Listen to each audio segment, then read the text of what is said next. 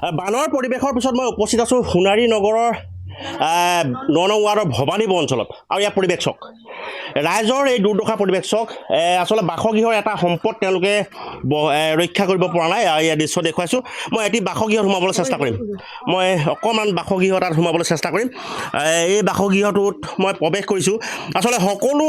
এইটো অঞ্চলৰ প্ৰতি ঘৰ বাসিন্দাৰে এনে এটা পৰিৱেশ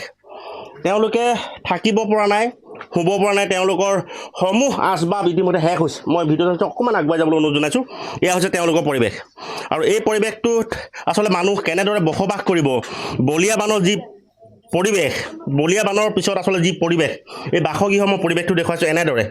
এনেদৰে আচলতে এইখন ঘৰ হৈ থকা নাই এটা দৃশ্য দেখুৱাইছোঁ এনেদৰে তেওঁলোকে এইটো বাসগৃহত ইতিমধ্যে বান ওলাই যোৱাৰ পাছত তেওঁলোকে বাসগৃহলৈ আহি যথেষ্ট দুৰ্বিষহ পৰিৱেশত প্ৰত্যক্ষ কৰিছে আৰু এয়া মই দৃশ্য দেখুৱাইছোঁ মই ঘৰৰ মানুহগৰাকীৰ ওচৰলৈ যাবলৈ চেষ্টা কৰিম বিচনাপত্ৰসমূহ শেষ খতম একেবাৰে খতম বুলি ক'ব লাগিব এয়া পৰিৱেশ চাওক এয়া বিচনা চাওক মই এয়া বিচনা পৰিৱেশ দেখুৱাইছোঁ এয়া চাওক একোৱেই নাই এইটো বাসগৃহ আচলতে এইটো এটা উদাহৰণ এইটো অঞ্চলৰ প্ৰতি ঘৰৰ লোকৰে এনে অৱস্থা তথৈবচ অৱস্থা মই বাইদেউ অকণমান আগুৱাই আহিবলৈ অনুৰোধ জনাইছোঁ অকণমান এইফালে আহক মই আপোনাৰ ওচৰলৈ জানিব চেষ্টা কৰিম আপোনালোকৰ এইটো কি বুলি কয় দেখোন 9 নম্বৰ ৱাৰ্ড ভৱানীপুৰ আপোনালোকৰ এই অঞ্চলত সকলোৰে একে পৰিৱেশ নৈৰ ওচৰত একদম পানীখিনি এনেকুৱা ঠেলিলে একদম চব এনেকুৱা তলটো ভাঙি বস্তুবোৰ চব ওলাই গ'ল ছোৱালীজনী কিতাপ পত্ৰ বহী কাপোৰ একোৱে বচা নাই থাকিবলৈ আপুনি শুবলৈও বিচনাখন নাই শুবলৈতো লেপ পুচক আজি এসপ্তাহ হৈ গ'ল মাটিতে আছোঁ এতিয়া মানে জ্বৰ গাটো ইমানে বেয়া মানে কি ক'ম আপুনি বস্তুবিলাক এপতকৈ কিনিছিল এতিয়া সকলো মুহূৰ্ততে শেষ এতিয়া নিশ্চয় আপুনি গোটাবলৈ যথেষ্ট কষ্ট কৰিব লাগিব যথেষ্ট মানুহজনে গাড়ী চলায় গাড়ীখনৰ ওপৰ ফালে পানী কৰি এতিয়া গাড়ীখনো চলা নাই ইমানে কষ্ট এতিয়া খাম কি বহিম ছোৱালীজনী কিতাপ পত্ৰ বহি একোৱে নাই স্কুল যাব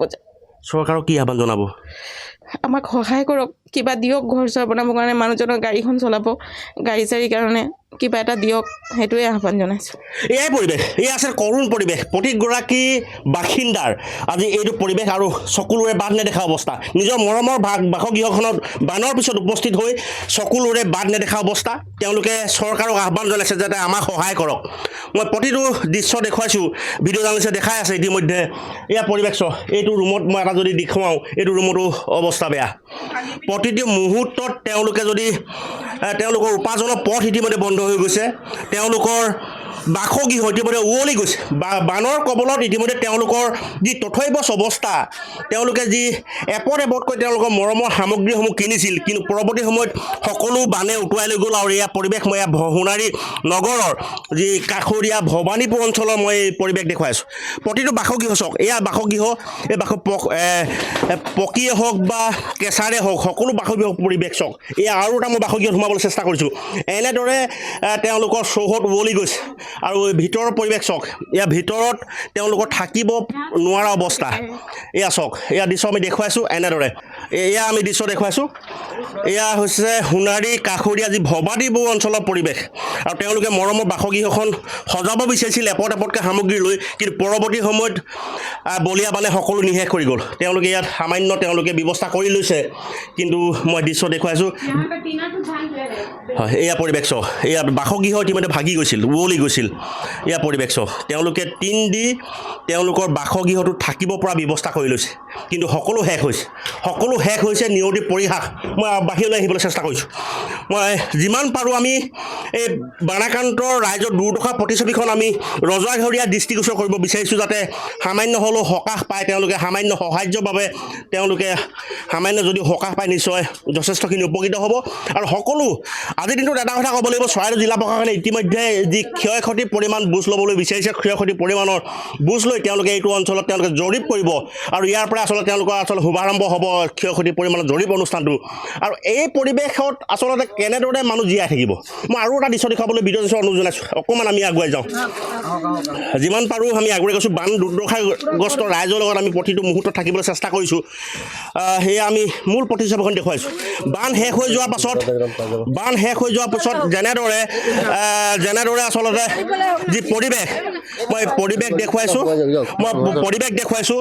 আৰু এই পৰিৱেশৰ পিছত আমি এই অঞ্চলটোত ৰাইজৰ দুৰ্দশা প্ৰতিচ্ছবিখন দেখাবলৈ চেষ্টা কৰিছোঁ আচলতে এঘৰ বুলি নহয় এইটো অঞ্চলৰ প্ৰতি ঘৰ বাসিন্দাৰ আজি অৱস্থাটো থৈ বছ আমি সামগ্ৰিক পৰিৱেশ দেখুৱালোঁ আৰু এই পৰিৱেশৰ পাছত অন্ততঃ ৰাজ্য চৰকাৰে এইসকল লোকক যাতে সহায়ৰ হাত আগবঢ়ায় প্ৰতিগৰাকী বানাকান্ত ৰাইজে আচলতে গভীৰ আশাৰে ৰাজ্য চৰকাৰৰ মুখলৈ বাট চাই আছে হয়